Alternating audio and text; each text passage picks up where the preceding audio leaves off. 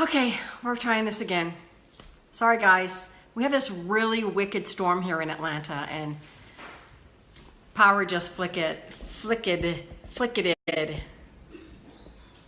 Kristen, can't bring Kristen on camera. They can't join your broadcast at this time. Kristen, why can't you join my broadcast?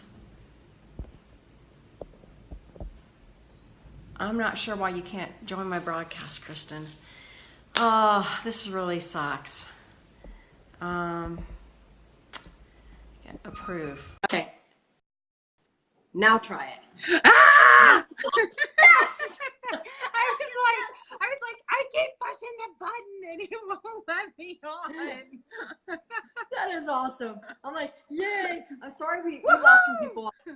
I mean, is it raining where you are too, like crazy? Well, it's thundering. It's thundering really bad. And of course, yeah, so. Yeah, so, oh, there goes the dog. Yeah, it's raining pretty bad here. I don't think I should like yelled so bad. Hey, Jared. Okay, thank you guys all back for joining us here. You know, Kristen, it was funny. A second ago, I was telling people that I have to go to, it's voting day today. Oh, yeah. And the person in Cobb County, the incumbent, Joanne Burrow, she's having a victory party. And so I'm going to an election, I pray she wins, but I think she will, an election victory party as soon as we finish here. We go to church together, so it's pretty awesome. That's awesome. So I'm dressed for the victory party, but I had to make sure I wore extra makeup because then if I start to blush, I can just blame it on the makeup. I can just say I'm blushing. Oh, no, I'm not. It's the makeup. You look fantastic. All right, so this is not Dawn Hurlebus, President and CEO of Some Impressions on this, guys. This is Dawn Hurlebus in the raw, the authentic Dawn, just talking to Kristen today. And for those of you who don't, what's that? I was just going to say, look at all these amazing people joining. I'm so grateful. I'm happy. You know, maybe we should talk about sex more often. Oh, I'm blushing again, right? Woo, fan of yeah, so Kristen, you know, I know a lot of people know you, but then again, we've got a lot of people who don't know you. So just for the sake of introductions, tell them a little bit about just your background real quickly, and then I'll kind of start firing off some questions. All righty. Hi, everybody. I am Kristen Lloyd. I have been a psychotherapist and counselor for over 12 years. I'm also a transformational coach and mentor. And a couple years ago, as I started my PhD journey in psychology, my dissertation topic is the process of lifestyle change for women after bariatric surgery, because I am a almost 4.5 year sleeve VSG post-op, 200 pounds down. And that's what got me interested in the topic. And my mentor went, how come you're not working in the field? And I, honest to God, and I've said this probably 3 times this week, and it literally came up because I wasn't, and I said, because I'm not perfect yet. And she was like, really? So, oh, thanks, Bonnie. So that's something that like really struck, is that this idea of post-ops, because we're not perfect yet. And I feel like perfectionism, and that's not our topic for tonight, but perfectionism is one of those things that I think keeps us stuck, or that thought that we have to be a little bit further, or we have to be, you know, this, that, or the other in our own heads. And so I just said, you know what, screw it. And I'm going full steam ahead. And I have a couple books, and I have a practice where I work with post-ops, and that's who I am, and that's what I do. So what is your website for everyone here? Bariatricmindset.com. Bariatricmindset.com. So if you guys want to join her on bariatricmindset.com, make sure you go there, like her page. Make sure that if you haven't seen her books, check out her books. She's got some amazing stuff in it, and also a journal. And all right, so we're going to dive right into this.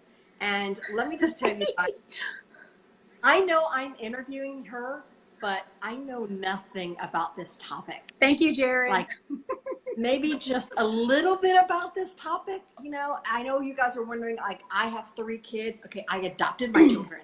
So I am going to be firing off questions to you really from a weight loss patient perspective. Sure. Because, you know, for most of you guys here, No, my journey, my surge anniversary is 4th of July weekend this year. It'll be 2 years. I'm down 130 pounds. And Whoop, so, whoop, whoop, whoop, so much has really happened and gone on in my life. And I have started hearing, I heard your talk. Well, I went back and watched the replay because I was managing my booth. Yeah. But I heard you talk on intimacy and how things change. And I've seen so many people on these boards and all these groups going, you know, my husband wants to leave me because I'm not fat anymore. And he only wanted the chubby person. And so, Jean, your makeup. Oh, thank you, Jean. So many people are out there just stuck. Right. And then one person had commented that they've totally lost their sexual intimacy. And I really thought that, you know, this kind of gets scary. And I understand how things changed. I mean, as we changed, I never thought I was pretty. I mean, I knew young that, you know, I was a cute kid. I was an athlete, but I never, as I got older, thought I was pretty at all. And now that you start losing the weight and you start gaining confidence back, things, and with that comes a lot of other things. And so when you hear that, or when you see that in groups, that people never thought now they've lost weight, what are some of the things that we need to kind of be mindful of? Right. Well, the first thing that I hear about, or that I see in groups, is the hanging skin, right? So everybody is very self-conscious, which goes back to what I said, you know, that I identified with, which was I'm not perfect yet. And my not perfect yet was more of like, okay, now I have to put myself out there on a stage, on display for everybody to look at me and potentially judge me. Now, this is the same thing as somebody walking into a bedroom, an intimate situation where you're taking off your clothes in front of somebody else because they're potentially judging you. And if you're already in an intimate relationship with a spouse, husband or wife, you would hope and suppose that the love is already there, so that, right? Because we take vows for richer, for poorer, for better, for worse, for sickness and in health, right? For saggy skin or for tightness, like for, you know, so right. So if no matter what we expect, although you made a good point about the person who said, okay, you're not, you know, I call them chubby chasers, like, you know, so if that's something that you know, your husband or wife anticipated but never disclosed, that's, you know, that's one of those, I guess, casualties of weight loss surgery. But the thing that I see the most is, okay, will this person still love me? Will this person still want me? Will this person still desire me? It's different entering into a relationship that has nothing there. Like, you haven't established a rapport yet outside the bedroom. And so that's huge, because if you haven't established a rapport outside the bedroom, you're not necessarily going to establish one inside the bedroom first. And I think that's important to address that. And when I say establish rapport, like there's got to be mutual feelings and intimacy and stimulation outside the bedroom, because if you're just going for inside the bedroom, that's going to be short-lived. And I see that is one of the biggest pitfalls for women after weight loss surgery, is this looking for love in all the wrong places, where, okay, if I open myself up and become vulnerable, will this person love me? Yet on the other side, I also see, well, I'm not ready. I'm scared that I won't be, loved or appreciated, or that I may be rejected. And I would say then you're taking your clothes off too soon, because you have to know that that person's in it for you, not what you look like. And yes, looks are part of the process, but if they love you and all of you, then all of that you're just the total package. Yeah. So, you know, one of the other comments I've heard is, do I deserve better? Big one. Do I deserve better? So here's what I gotta say to that. And part of this is also personal responsibility.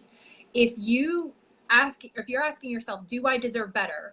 Right? So if I've been settling this whole time, right?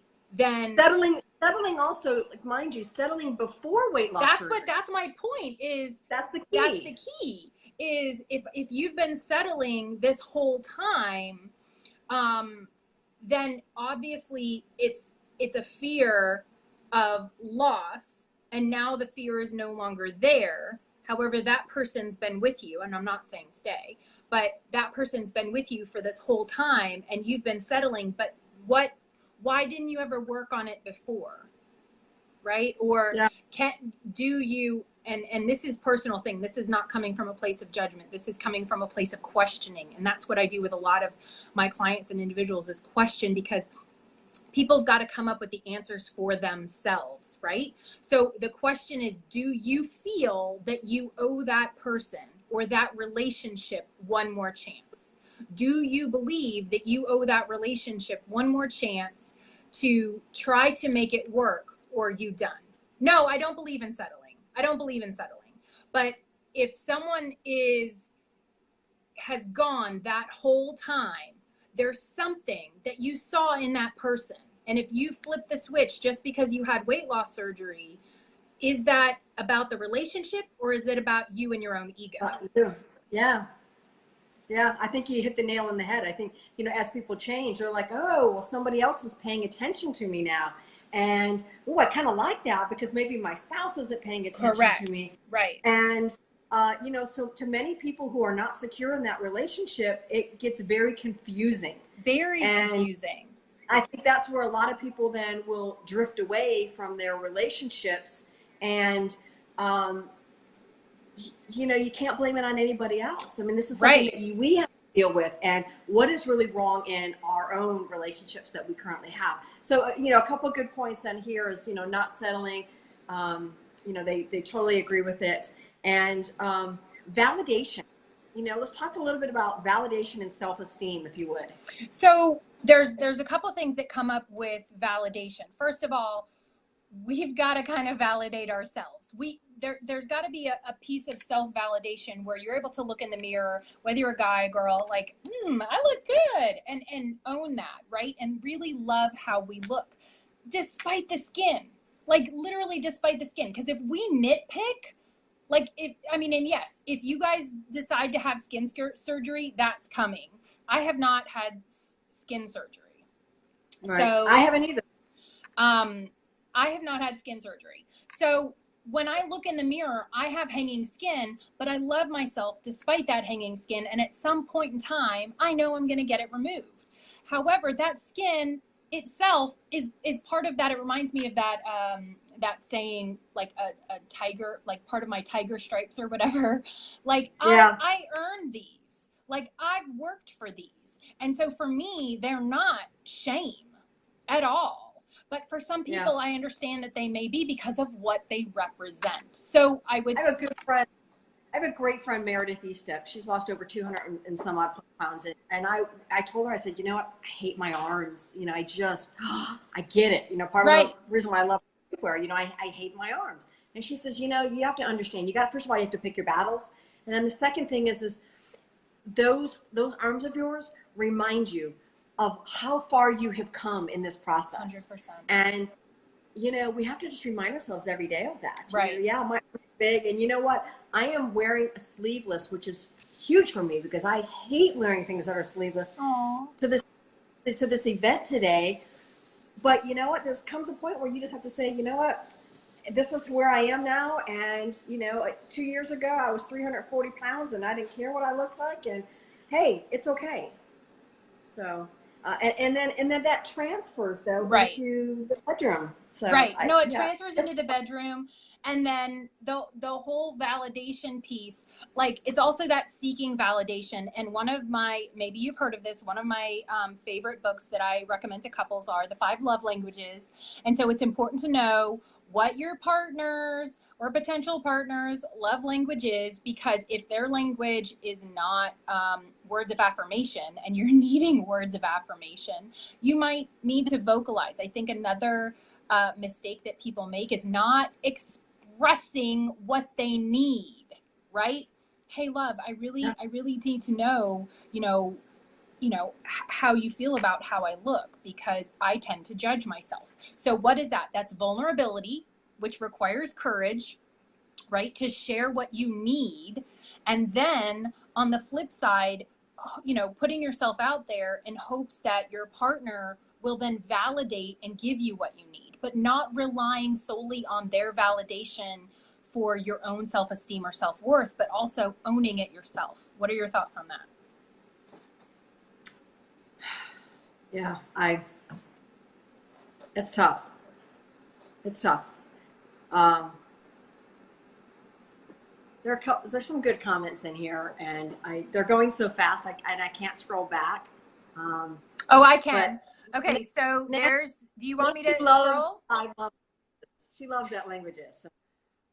I love the 5 love languages. I use it all the time. Yeah, I think that's awesome. So let's kind of get a little deeper here, because we kind of started off a little. I know. And I have some notes here that it's pouring over here now. Like it's pouring. I know it is pouring here. I'm surprised you guys can't hear it. Like I'm like boom, thunder. If you see the phone shake, it's like because the house is shaking. All right, so we talked about hanging skin. Let's talk about setting healthy boundaries. And it's something Connie always talks about, and everyone in the community talks about healthy boundaries. But let's talk about setting healthy boundaries when it comes to intimacy. And if you're single, especially, and you're out there and you're dating, and you're feeling all that now, and all hot because all hot because of the way you changed. What?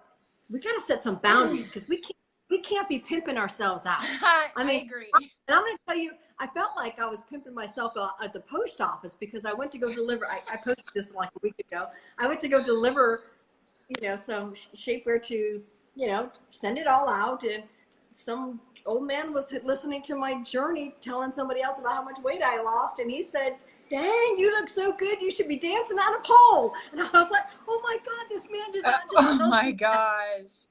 I'm like, okay, there's a boundary there. Do not tell me that at the post office when I look like crap. No, but in all seriousness, though, talk about healthy boundaries and how dangerous it could be for people if they don't set those boundaries. So there are a couple different boundaries that I think are important. And I also want to address that some people after weight loss surgery, because there's such a big part of the population that has had either has been raped or sexually abused, that first of all, if you're sharing this video and you know anybody who has, please make sure that they get in with a local counselor, because that's something that is actually going to really, really help them get past that and also set those healthy boundaries. But any of that attention, like just what you said, if somebody comes up and goes, "Wow, you're hot," it could be extremely uncomfortable for somebody who has been previously manipulated, sexually abused, raped, or any of those things, because then they feel like a target again. So in that moment, they may feel extremely vulnerable and like, oh my gosh, why did I have this surgery? Because now they may feel like targeted again. So that is part of the boundary setting, is making sure that you get the counseling that you need to work on that, so that you know how to set boundaries. And we can't go deep down in that rabbit hole, because that's a whole lot more than just general. Oh yeah. But I wanted to make sure I said that. So with setting healthy boundaries, so let's say you start to date, you're single, you're meeting somebody, things are kind of hot and heavy, and then it's time for something, time for some sex, time for some intimacy, or you're feeling you're getting close. Or, what I talked about in the talk at Southeast VSG was that a lot of times people will come on too strong too soon, or they enter sexual relationships too soon. And the reason that this is setting boundaries against this is because there are people online, especially in the online dating world, that they're just there to hit it and quit it. Like, let's call it what it is. Hit it and quit it. They're just looking for a good time. You and I talked about this earlier when we were kind of prepping, like there's the friends with benefits, there's the F buddies, there are people who do not share their honest and true intentions, and they may take you out for a couple times, and then all of a sudden they're looking to bed you, and then that's it. And so I think most often within this population, it does, Nancy just said, doesn't it, this boil down to our self-esteem and how we feel about ourselves? 100%. 100%. Because if you're willing to give up something too soon, then what you're saying is, I'm not worthy. I don't value myself, and I don't value my body. And this is not coming from any place but you honoring you. And we're all adults. We can all make adult decisions. However, I see more people on my couch that will come in over the years that have said to me, oh my gosh, I thought it was real. I really liked him. We went out 5 or 6 times, and then I slept with him and I haven't heard from him since. And that's and that's going to, but that, you know, and I'm not a doctor. I'm not a licensed therapist. I'm just, remember guys, this is Dawn coming to you as a weight loss surgery patient. But in my opinion, that leads to food. That leads to alcohol. That leads to, I feel bad. I need to numb that pain. And so you're or gambling. the eating again, or whatever it is.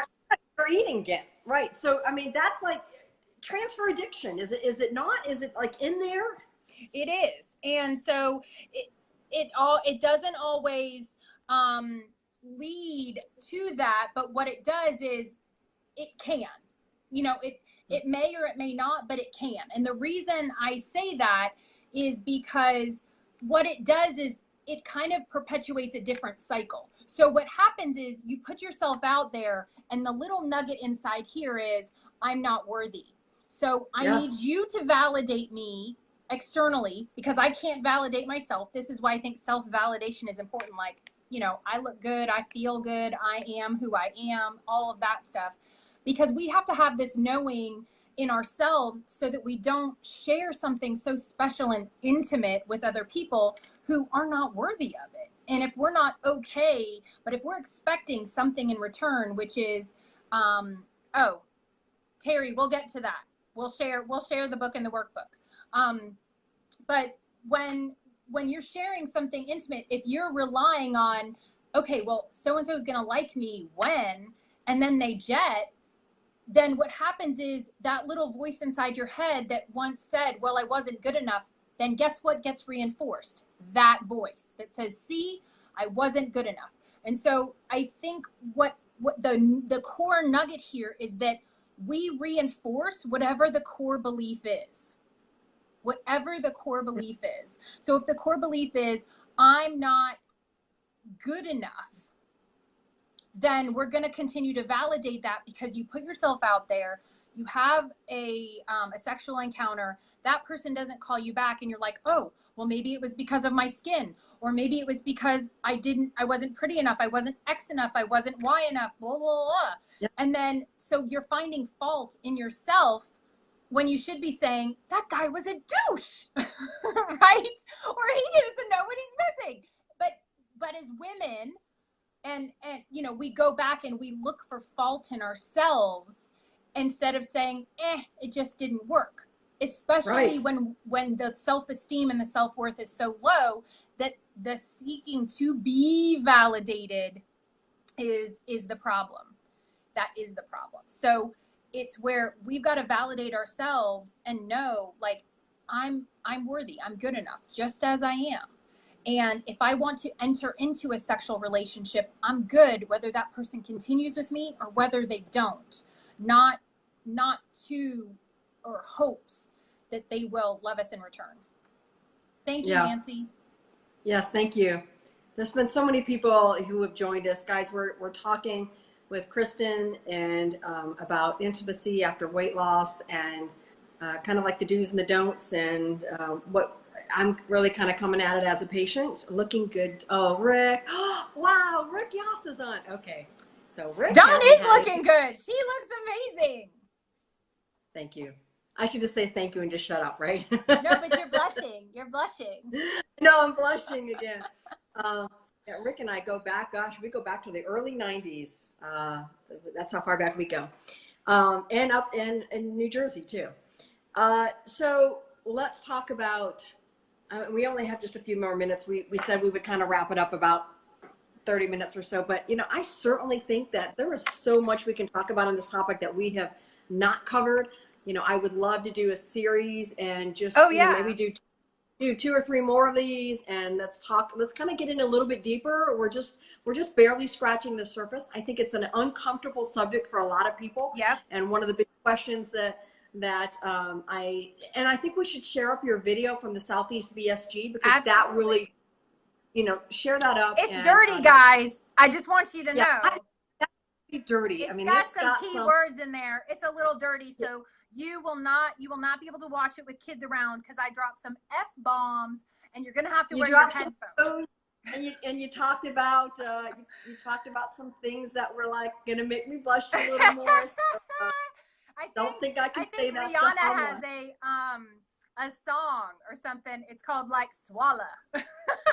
Yeah, and there's no protein but 11 carbs. You said, I remember that. It's pretty bad.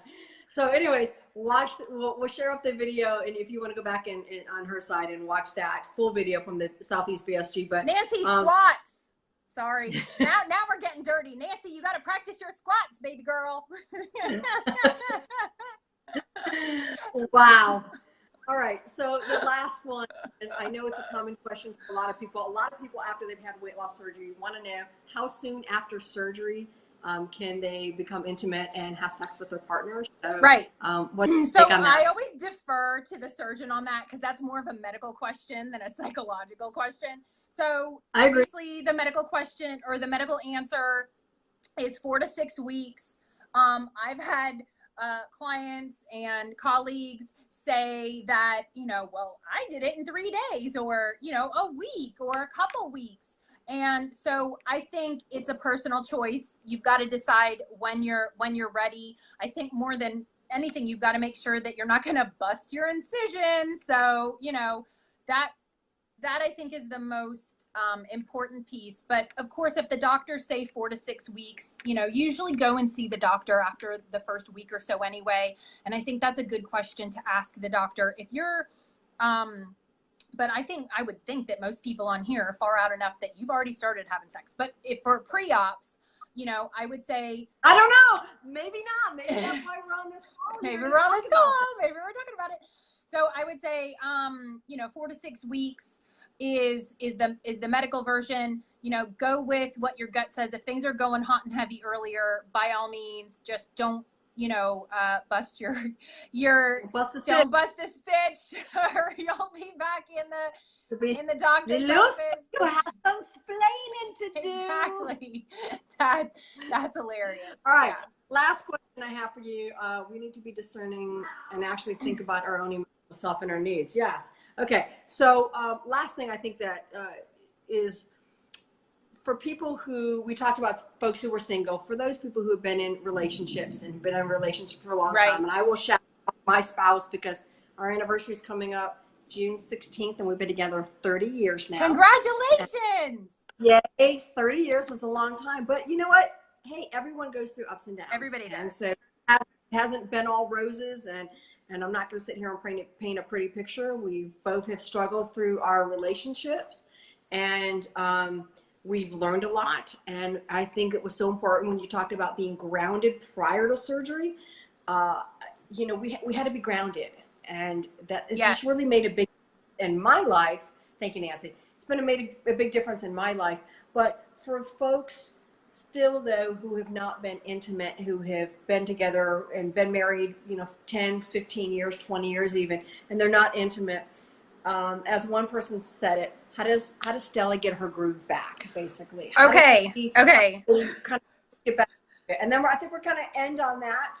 And, So first of all, if there are some, and I heard something very powerful today, and I don't remember where I heard it, but because I listen to a lot of things and I read a lot of things on emotions and stuff. But what happens is, if you've not been intimate for a very long time, then don't expect that, boom, all of a sudden, because you drop weight, that you're going to be intimate.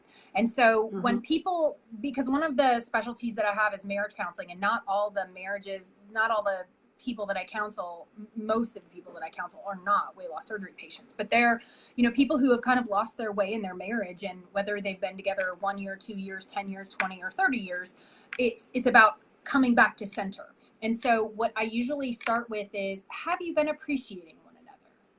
Right? Is there any kind of physical touch, hand holding, like just a soft touch on the arm, because that's how you create intimacy. And so for people who haven't been intimate for very long, who have not been intimate for a very long time, I would venture to guess that they're not physically touching on a daily basis. So what I would say is start with loving touch, kindness touch, like, hey babe, I was just thinking about you today. And to start just a genuine routine of gentle, loving touch, because you've got to work your way into it. You don't just go from no sex to like, all right, let's get into bed, because that's, first of all, that's very uncomfortable. It sets people up for, rejection, because you don't know what the other person's thinking. Because if you have that much space in between you, then you're usually not ready for intimacy. So what I would suggest is definitely appreciation of one another. Thank you so much for this. Thank you so much for that. Reigniting that love and that romance. Spark, right? That spark before you go and jump into the bed. Now, I also want to add, for somebody who said, I don't have my groove, I want to tell you, what is the biggest sex organ? It's not your penis or your vagina. It's your brain. It's your brain. And so, this is... Nancy just said that same thing. Thank you, Nancy. Touch is so important. Yes.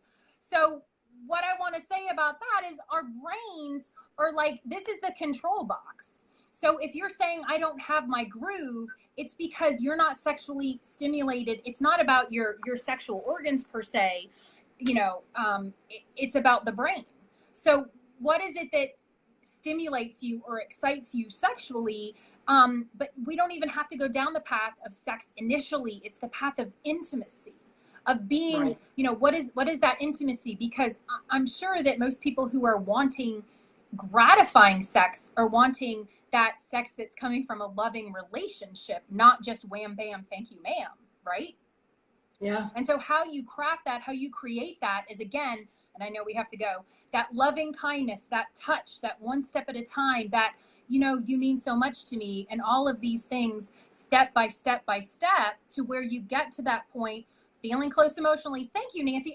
She's doing my Cliff Notes. I love it. Thank you.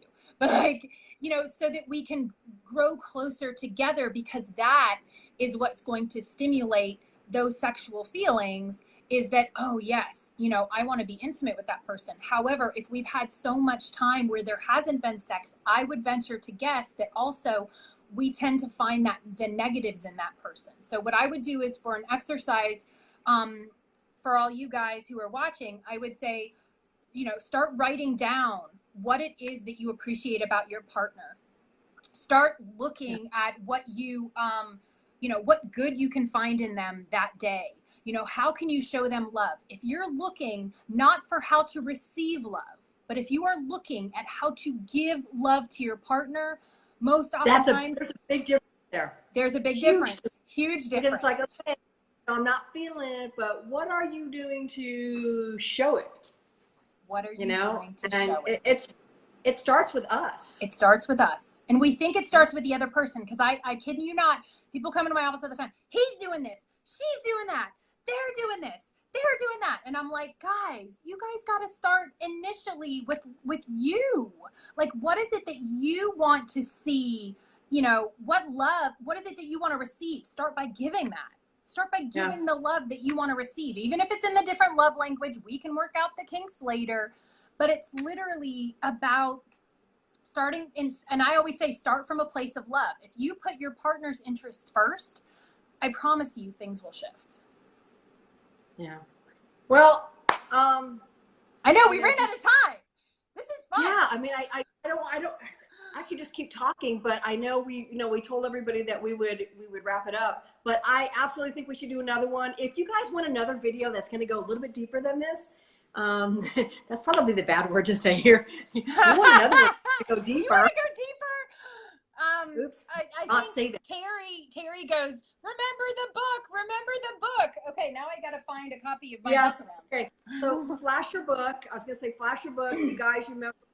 I think I put them, they're all in my trunk because I took them this weekend to Johns Creek. So I don't even think isn't that crazy? So bariatric mindset success, Terry. Let me see if I can pull up we'll put it in the notes, bariatric mindset success. Make sure you go check out her webpage. It's available on Amazon. Thank you. I love her journal as one of my favorites because they're all kind of, it starts you off like with a sentence and then you sort of have to fill in and write the rest. So it provokes a lot of thought. So check that out. Thank you so much, Kristen, for joining me. And if you guys want to see another video, let's talk about sex, baby. Yeah. So I think if you're game for it, because guys, we live next to each other. We're only like 15, 20 minutes away from each other. So we will do another one. So share out this video. Let everyone know. It's such a topic that people don't want to really ask questions. So what you can do is message me your questions ahead of time so you're not feeling a little awkward in this. It's anonymous.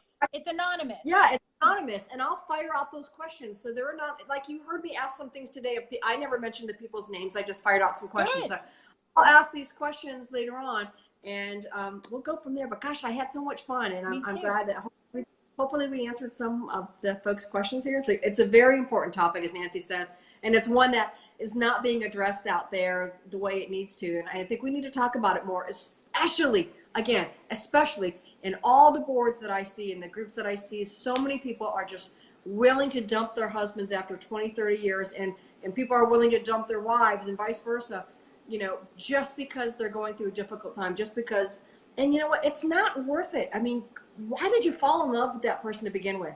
Go back and find that, and let's answer some of these tough questions. Yeah, wholeheartedly. Yeah. All right, guys. Thanks for joining us.